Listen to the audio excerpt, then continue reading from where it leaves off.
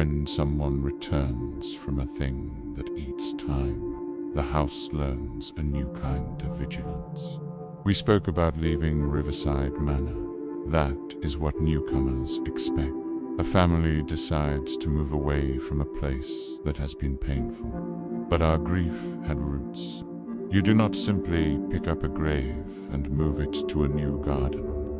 They had kept Zaid's grave tended these 5 years.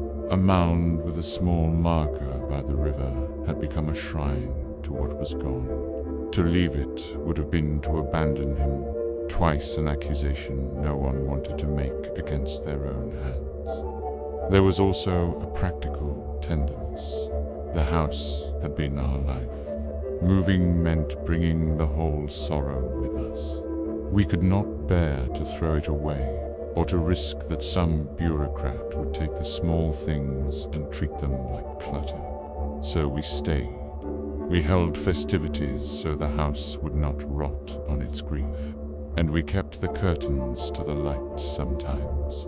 We made a plan after Zaid's return to leave for a while, to pack and carry our sorrow like luggage, to find a place where the hollower's memory could not reach the backyard.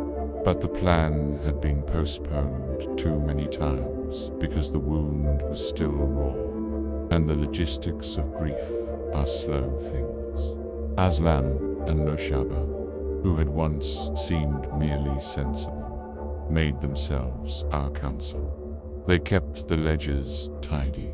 They explained to villagers and to visiting officials that the asylum must remain alone. They insisted the government mark it down as dangerous and unapproachable.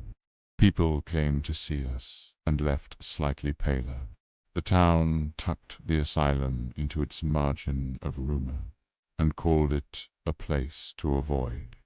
At night the stone continued to hum. Sometimes it pulsed like a small heart. Zaid would sit by the mantel and stare at it like a man watching his last lover leave. He was silent often, and when he spoke he had the tone of someone giving a lecture on a subject he does not like but cannot avoid. He taught me words I did not want to learn. Seam, ledger, hollow. He showed me how to look at a name and see whether it was safe. It is a strange relief to live among small, ordinary plans.